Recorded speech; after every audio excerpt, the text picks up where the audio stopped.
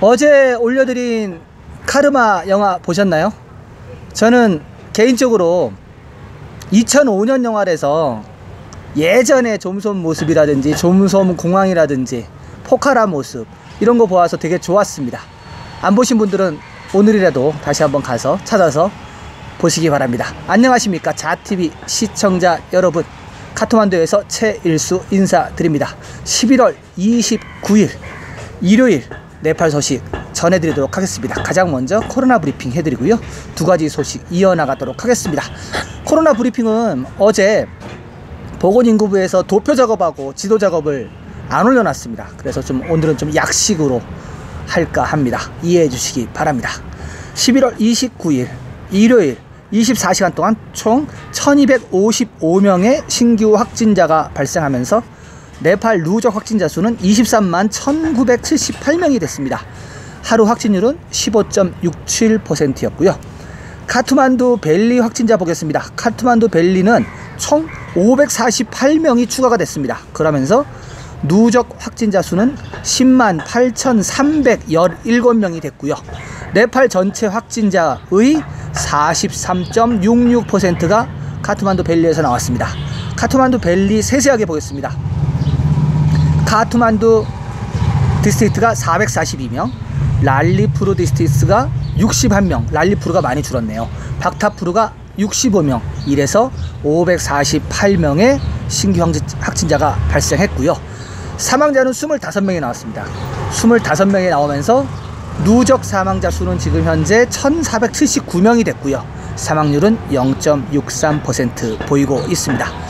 완치자는 1404명이 나왔습니다. 어제보다는 좀 많이 나왔네요. 1404명의 완치자가 나오면서 누적 완치자 수는 21만 2590명이 됐고요. 회복률은 91.6% 됐습니다. 검역소 보겠습니다. 검역소 전날보다 14명이 늘었네요. 14명이 늘어서 632명 기록 중이고요. PCR 테스트는요 24시간 동안 총 8,008건 했습니다. 네, 이제 10,000건도 모자라서 8,000건대로 떨어졌습니다.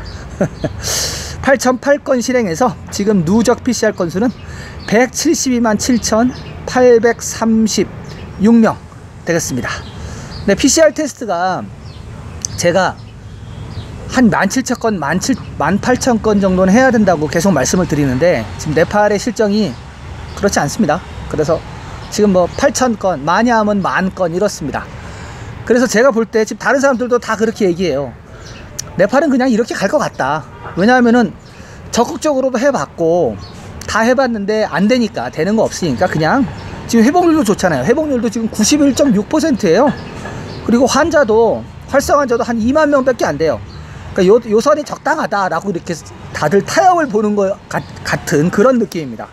PCR 테스트도 한 10,000건 정도 적극적으로 안 하고 감염자 추적도 안 합니다. 그러니까 누가 감염이 됐는지 적극적으로 나오지가 않는 거죠. 그냥 이렇게 쭉 갈 것 같습니다.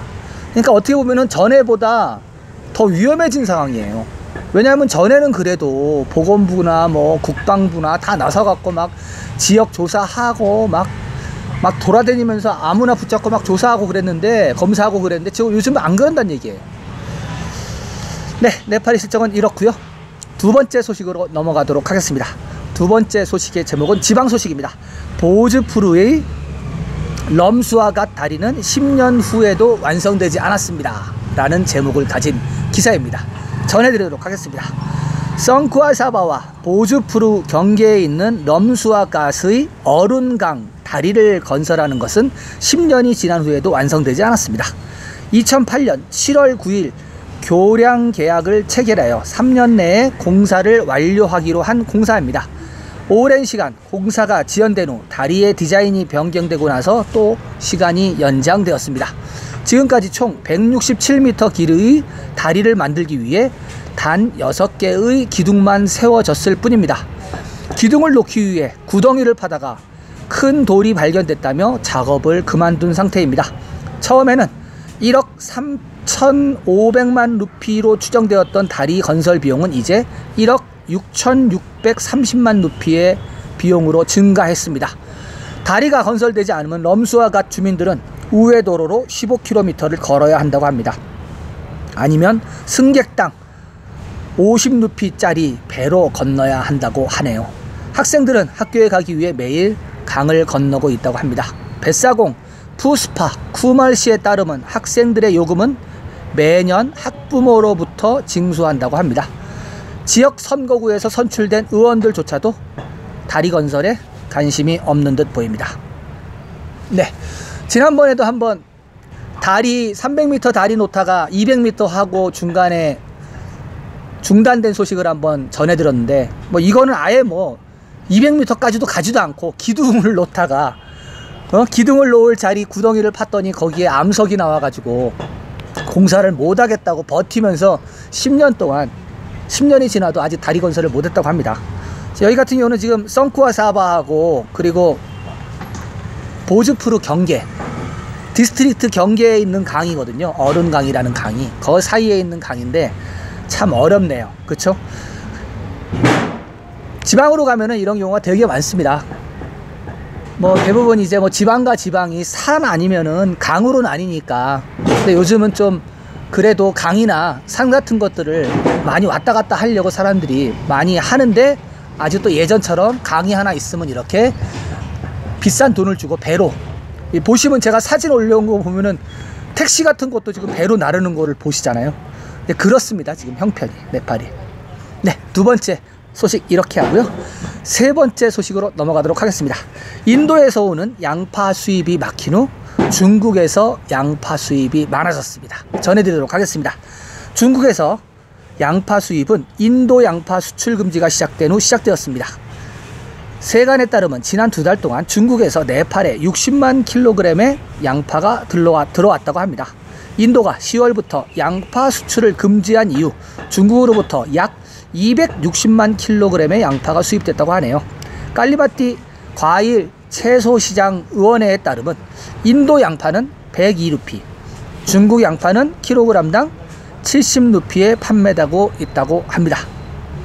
근데 지난번에도 제가 한번 소식을 전해드렸었죠. 그때도 갑자기 인도 양파가 수입이 막히면서 갑자기 가격이 막 140루피, 막 200루피까지 치솟았던 거 한번 소개시켜드린 적이 있습니다. 네팔 같은 경우는 자급자족을 안 하면은 이 지금 아래로 남쪽으로는 인도, 북쪽으로는 중국이 있잖아요. 이들한테 휘둘릴 수밖에 없습니다. 지금 이렇게 휘둘리고 있는 작목들이 양파가 좀 그렇고요. 그리고 또 감자가 그렇습니다. 감자가 또 특히 많이 수입을 하고 심지어 오이까지도 인도에서 많이 들어옵니다. 그리고 가장 중요한 거는 사실은 기름이에요. 기름을 여기서 어떻게 할 수 없으니까 인도에서 100% 들여옵니다. 100% 들어와요. 그리고 그 다음에 중요한 거는 전기입니다. 전기. 제가 전기 얘기는 자주 말씀을 드렸는데, 네팔 같은 경우는 수량이 풍부해서 수력 발전을 잘만 이루어내면은 이것을 다 자급자족을 할 수가 있는데, 지금 아직 자급자족이 안 됩니다. 그래서 우기 때에는 물이 많이 흐르니까는 전기가 넘쳐요. 그럴 때는 인도로 전기까지 보내줍니다. 그런데 건기가 되면은 수력 발전 양이 적기 때문에 인도로부터 수입한다고 지난번 제가 한번 전해드렸죠. 건기 때 같은 경우는 250kW 정도 인도한테 수입하겠다라는 이러한 그 양해각서를 교환한 상태입니다.